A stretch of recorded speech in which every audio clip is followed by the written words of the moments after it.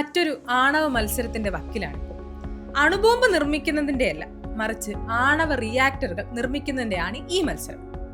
റഷ്യയും ചൈനയുമാണ് ഇതിൽ മുൻപന്തിയിലുള്ളത്. സുരക്ഷ, പരിസ്ഥിതി മലിനീകരണ ഭീതിയിൽ ഒരു പരിധിവരെ ലോകരാജ്യങ്ങൾ മുൻപകറ്റി നിർന്നിരിക്കുകയാണ് ആണവ വൈദ്യുതി. കുഞ്ഞൻ മോഡുലാർ റിയാക്ടറുകളാണ് ആണവൈദ്യുതിയുടെ തിരിച്ചുവരവിൽ തരംഗമായിരിക്കുന്നത്.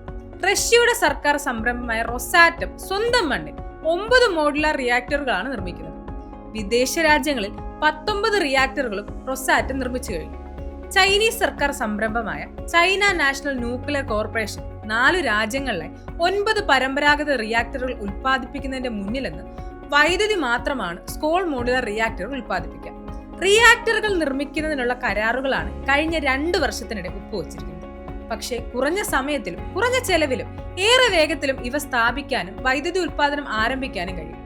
പരമ്പരാഗത റിയാക്ടറുകൾ സ്ഥാപിക്കാൻ 10 അതിലധികവും വർഷം വേണമെങ്കിൽ 3 മുതൽ 5 വരെ വർഷത്തിനുള്ളിൽ SMR സ്ഥാപിക്കാനാകും. ആഗോള വൈദ്യുതി ഉൽപാദന രംഗം അടുത്ത ഏതാനും വർഷത്തേക്ക് 4% വീതം വളരുമെന്നാണ് അനുമാനം. വികസ്വര രാഷ്ട്രങ്ങളായിരിക്കും ഈ വളർച്ചയിൽ മുഖ്യ പങ്ക് വഹിക്കുക. ഇത് മുന്നിൽ കണ്ടുകൊണ്ടാണ് ഈ രാജ്യങ്ങളിലേക്ക് റഷ്യയും ചൈനയും ഇടിച്ചു കയറുന്നത്. കയറ്റുമതിക്കായുള്ള ആദ്യ SMR റഷ്യ 2020 വികസിപ്പിച്ചെടുത്തതെങ്കിൽ ചൈന 2023 തങ്ങളുടെ തനത് സാങ്കേതിക വിദ്യ ഉപയോഗിച്ചുള്ള SMR നിലയങ്ങൾ നിർമ്മിച്ചു. കോങ്കോ, യുഗാണ്ട, ഉസ്ബെക്കിസ്ഥാൻ എന്നിവിടങ്ങളിലെ പ്രഥമ ആണവ റിയാക്ടറുകൾ നിർമ്മിക്കാനുള്ള കരാർ റഷ്യ ഒപ്പുവെച്ചു കഴിഞ്ഞു. അർജന്റീന, ഹംഗറി, നൈജീരിയ, പാകിസ്ഥാൻ എന്നീ രാജ്യങ്ങളുമായാണ് ചൈന കരാറിൽ ഏർപ്പെട്ടത്. 2030 പങ്കാളി രാഷ്ട്രങ്ങളിലേക്ക് 30 SMR റിയാക്ടറുകൾ കയറ്റി അയക്കണമെന്നാണ് ചൈന ലക്ഷ്യമിടുന്നത്. റിയാക്ടറുകൾ വാങ്ങുന്നതിനാവശ്യമായ തുകയുടെ 85% നേരിയ പലിശ മാത്രമുള്ള വായ്പയായി ചൈന തന്നെ നൽകും.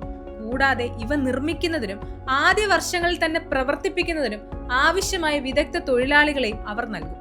റഷ്യ ആകട്ടെ 2030 ആഗോള ആണവ റിയാക്ടർ മാർക്കറ്റിന്റെ 20% കൈയടക്കാനാണ് ലക്ഷ്യമിടുന്നത്.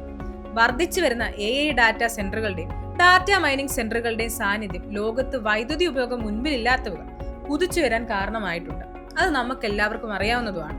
ആ ഇടത്തേക്കാണ് തങ്ങളുടെ ചെലവ് കുറഞ്ഞ റിയാക്ടറുകളുമായി റഷ്യയും ചൈനയും കടന്നു കയറുന്നത്.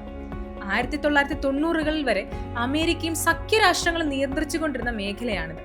വെറും ഊർജ്ജ കയറ്റുമതിക്കപ്പുറം തങ്ങൾ ഇടപെടുന്ന രാജ്യങ്ങളുടെ വിദേശ നയമടക്കം സ്വാധീനിക്കാനുള്ള ശേഷി കൂടിയാണ് റഷ്യയും ചൈനയും ഇതിലൂടെ സ്വായത്തമാക്കുന്നത്.